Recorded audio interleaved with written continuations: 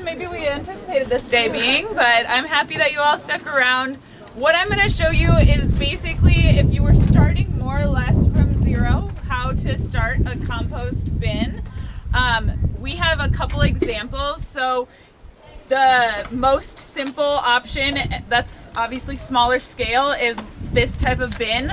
What I do at home is do this just outside, but you can do it in these types of storage bins. What you would do is you'd want to just drill holes in the bottom of a bin, because you do want that natural ability of water to run off. You really don't want that stagnant water happening. That's why if you're doing this just on the ground, it's naturally going to do that. What you can see, and you don't have to see right now, but there is this larger bin here that it kind of, I mean, it's not much of a bin. Here, I'm just going to pick it up really quick. So you can see here, this would be something that you could just put outside. It naturally is going to interact with the ground, and you can pour your stuff inside of there.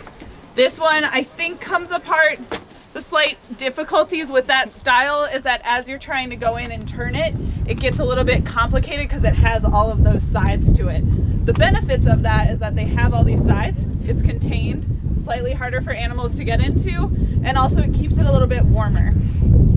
Many of you might have these at home or have seen these. These are called tumbler composters. Personally, they're not my favorite for composting, because what ends up often happening is that they get too wet. And that is maybe the biggest issue people have with compost, is that they get it too wet and then it starts to smell, and then you're like, this is gross and goopy. And so know that that is the biggest issue with these. They also are, not gigantic. So that's one of the general difficulties. So if I was starting my compost bin, what I would want to do, regardless of what style, except for maybe this, but any of them in reality, is I like to start with a rough layer at the bottom, primarily just sticks that I brought from my yard.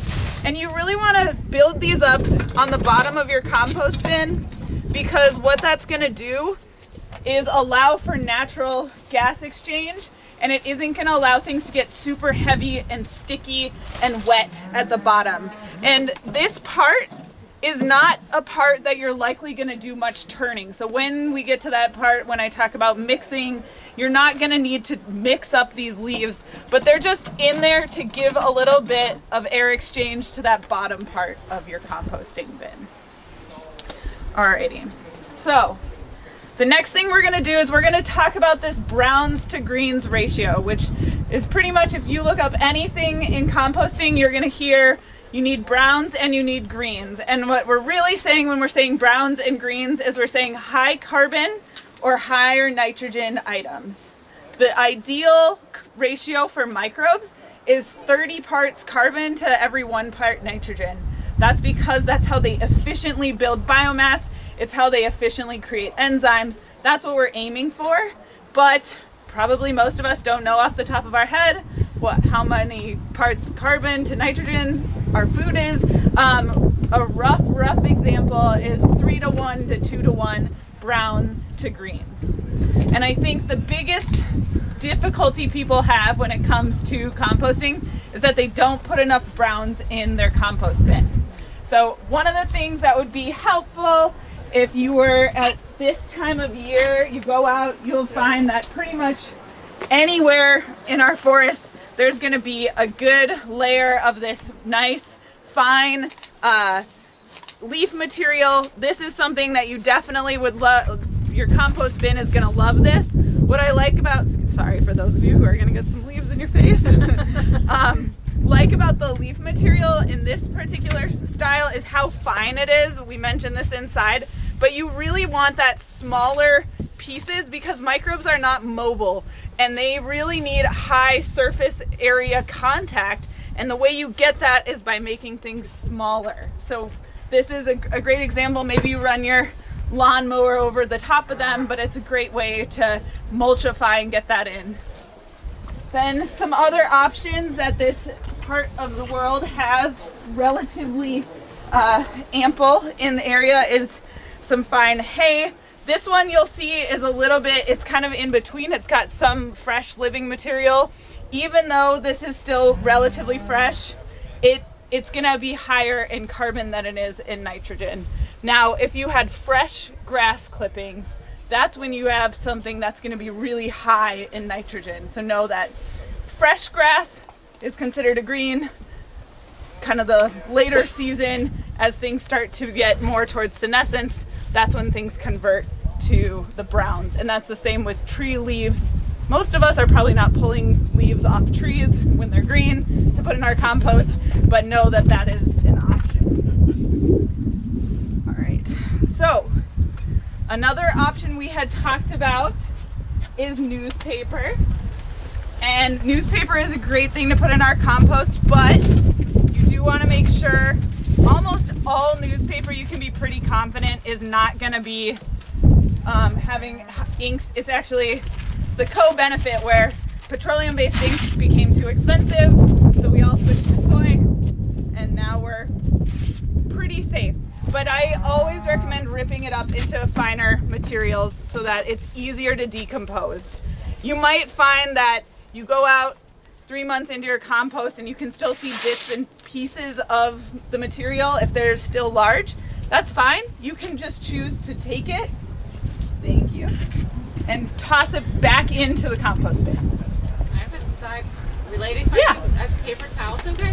Yeah. Paper towels? Yeah, I mean, it sort of depends on what you were cleaning, right? And how, were you using the bleach on your bathroom or not? But in general, paper towels should be good.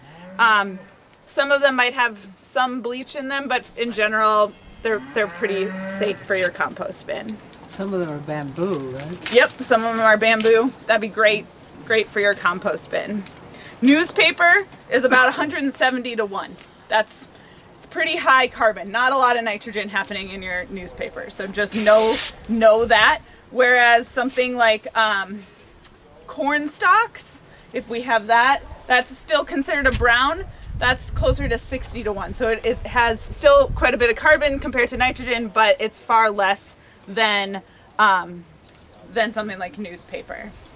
Another option is to put some sawdust. Now, one thing to know about sawdust is that this is a very, very high carbon compound. I think it's closer to like 300 to 1, 500 to 1. Oh no. It's not a great look if your composting includes just littering. Thank you. So this is a good option. As Barbara mentioned inside, you want to just make sure that the sawdust that you have isn't from something that would be a high treated wood. Sometimes our woods have treated compounds in them, so this is more for fresh wood that you know is not going to have a high any chemicals included in it. Jane, what about aromatic woods like cedar, things like that too? They should be okay. The one that people talk about maybe the most frequently is walnut as being an issue.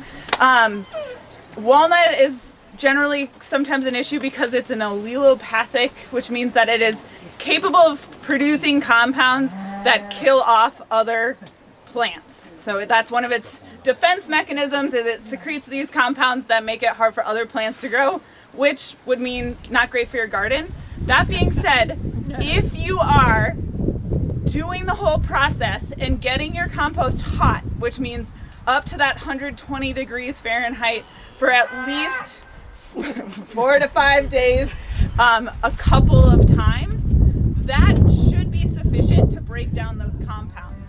But know that that might be outside your ideal, like maybe you don't want to put that much input into your compost, so then it may not be the best option for you. Any other questions about browns? All right. So you said 120 degrees. Will that kill pathogens? It should. If you can get it hotter, that's great. But we look for like 120 to between 120 and 130 to start killing off most microbial pathogens. Rare to medium rare. Yep, exactly. There's a reason why people sometimes need to cook their food, right?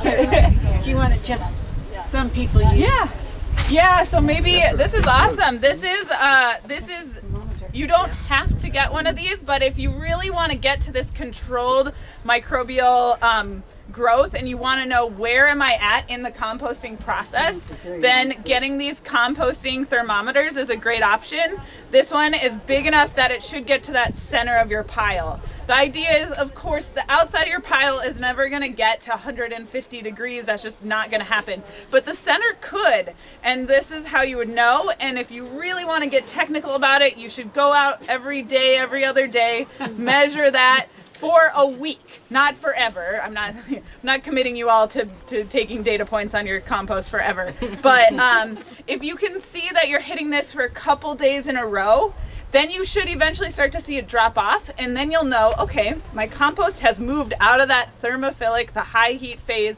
It's going into maturation. So I'm going to leave it alone for a while. That's a good indicator.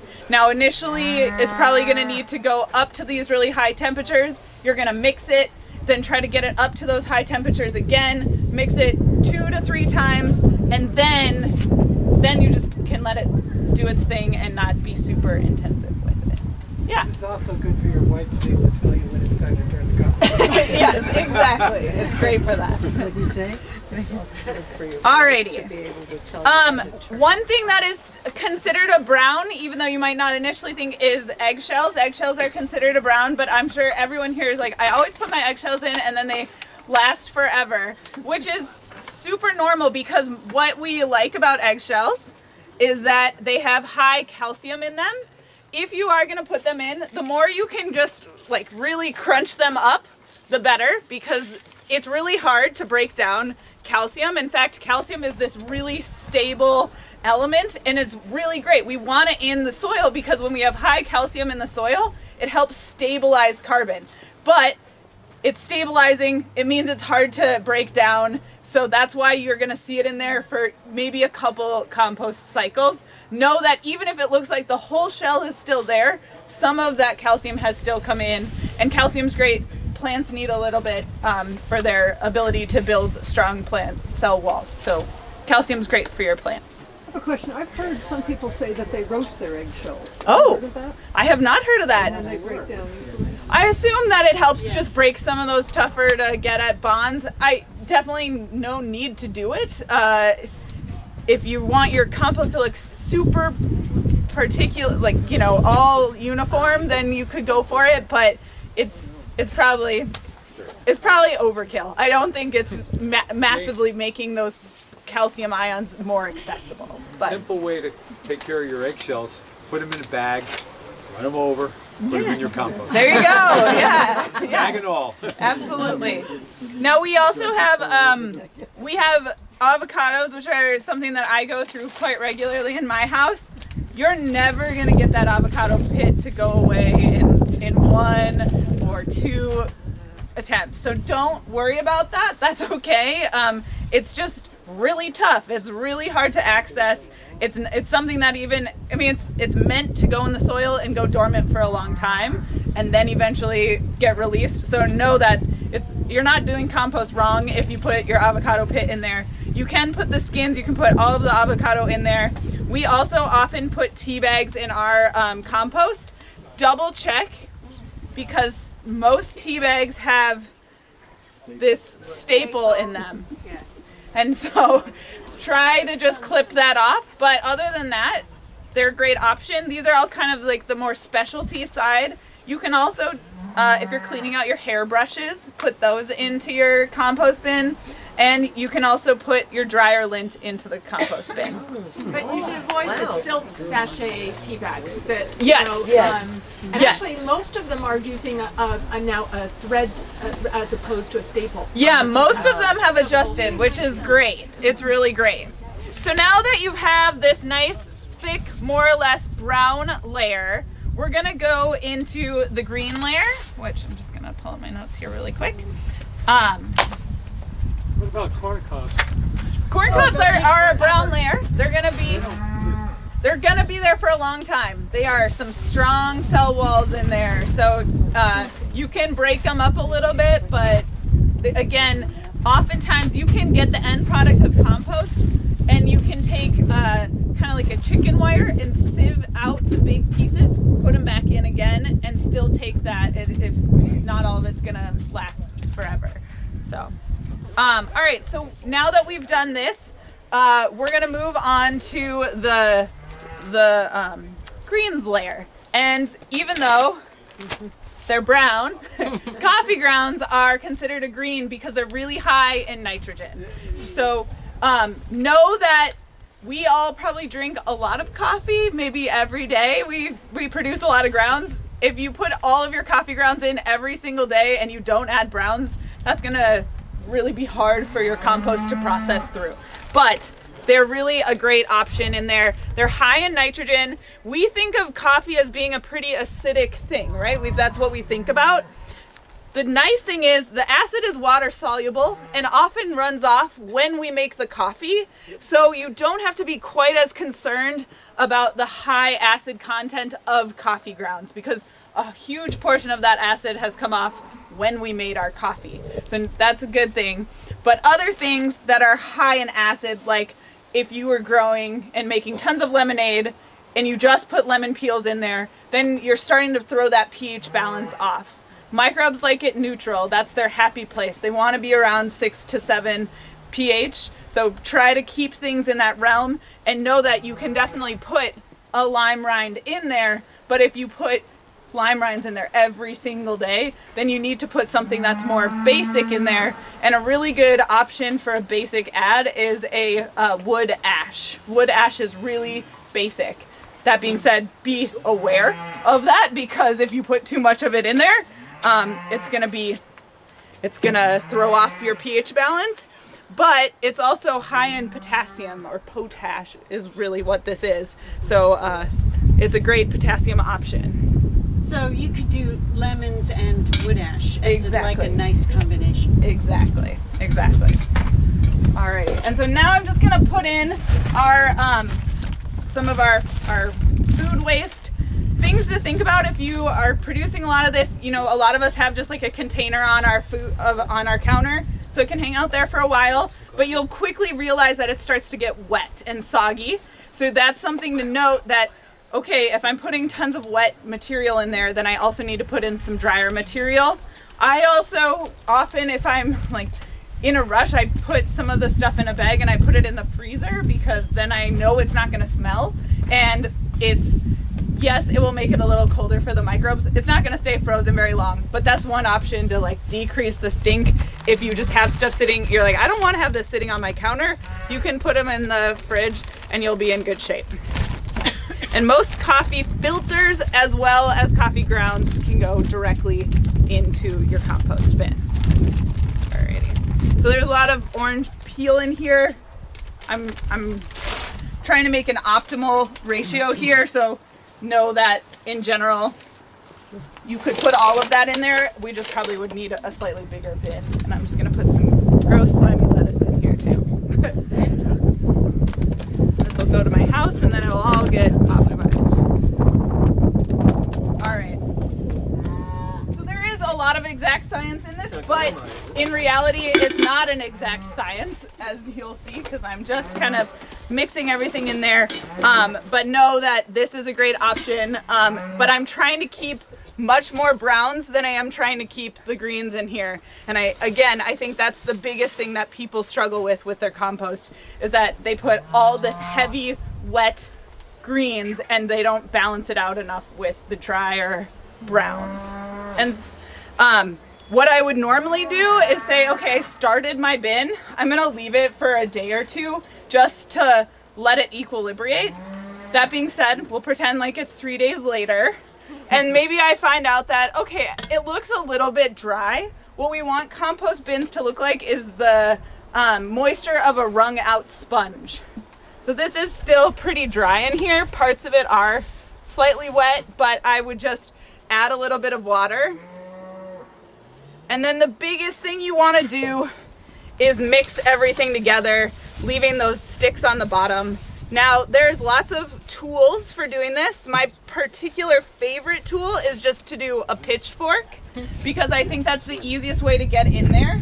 And the biggest thing you want to do is get all the way from the center and moving things from the outside in. So you really want to see that turn over. Things will get wetter towards the bottom as well, so you want to try to move those things back up to the top. Now there are other machine options or mechanical options or fancy tools. This is a compost mixer. If you had a big 3 foot by 3 foot pile, this would be an option. You put it in and then you just stir things around. I think that it seems really nice, but oftentimes they don't work as well as I want them to. And they get stuck on things. And while it mixes things around, it doesn't get that movement of things from the bottom up and vice versa. So know that composting can be a very cheap thing. You don't need fancy equipment to do it. In fact, sometimes the fancy equipment makes it harder. So, but if you like equipment, there's plenty to buy. So, I think for the most part. So how often would you turn it in a week? Three times? It kind of depends where you are at the phase. So initially you might turn it every other day, just checking on it for that starting phase. When you get into that really high heat phase, what you want to do is keep it high heat for 3 to 5 days and then turn it over, and then make sure that it comes back up to that high heat. And so that's the time where you're closer to just once a week. And then at the end, when you're in that curing phase or the maturation phase, just leave it alone. You don't need to turn it at all. It's just gonna finish doing its thing. It should be happy. So from start to finish, if you have 30 to 1, Yep. and you're turning and you're Optimized. getting hot, how Yep. long should it take? 3 months. 3 months. And that's in the summer, right? In the winter. I mean, you technically could still make, if you started in the middle of winter, then no, it's probably not going to happen. But you could be towards the end of summer start and still get product in the end of beginning of winter time. But now is really the best time to start composting because it's like the ideal time for microbes to get started. I just wanted to briefly show that there are things you can add, like a compost starter, and there's also things like worm castings that are good for your, this is like if you didn't want to do vermicompost, you could just buy the output. I think that some of them are glorified snake oil, so don't worry because you don't need to buy microbes. They are already present, especially if you're doing the type that's interfacing with the ground. There's no need to inoculate. If you want to maximize and maybe make things go extra quick, these could sort of help you, but they're not worth. This bag I bought a couple years ago and it's lasted this long because you don't need a lot of it. So but know that once again, composting should be a cheap thing. You should not have to spend a bunch of money on it. Supposing you're adding stuff every day. Yeah. You know, fresh vegetables, whatever. So that's the biggest thing with compost and why we really love the multi-bin process. Because realistically, if you keep adding things to your compost pile, it's never going to end, right? So ideally, you want to have one pile that you're really actively adding to and you're starting it off. And then once you start to see that high heat into leveling off, you say, all right, I'm going to let this one be and I'm going to start a pile next to it, and that's going to be my next kind of active pile. And then you can kind of go back and forth with them. But if you just keep adding stuff to your pile every day, it will totally work. It will decompose. You just won't have that moment where you're like, I think I'm done composting. It'll just it's just controlled decomposition at that point. Yeah. We've got this little handout too if anybody wants one. I'll stand over here as you're going on your stroll. Great. I have a question. I have a pile that's mostly leaves, but I throw in garden clippings Sure. there. So if I'm in the fall cutting back goldenrod and it's all brown, Yep. that's a brown? Yeah, But it probably is closer. It's in the probably spring that are green or green. going to be green. So they're Yep. nitrogen, but anything that's brown that's It's gonna dead, be it's going to be this whole Yep, bush. yep. Okay. It might be closer to that 30-to-1 ratio, which is good. It might not be something that you have to balance out as much because things that are on that, like I'm just turning brown, will still have a good amount of nitrogen in them, so they're kind of in that almost ideal range. But that's good. In the winter time, what do you use for brown? Like, can you use shredded paper? Oh, for sure. Cardboard is a great thing. We all get those Amazon packages. You pull off those stickers, cut them up. That's all great. If you do have paper grocery bags, you can rip those up, but newspaper is a great option. You know, people still have wood chips and whatnot, so any of those would be good options. Yeah. Alrighty. Thank you, everyone. I'll still be around. I'm happy to take questions, but that was great to talk with you all.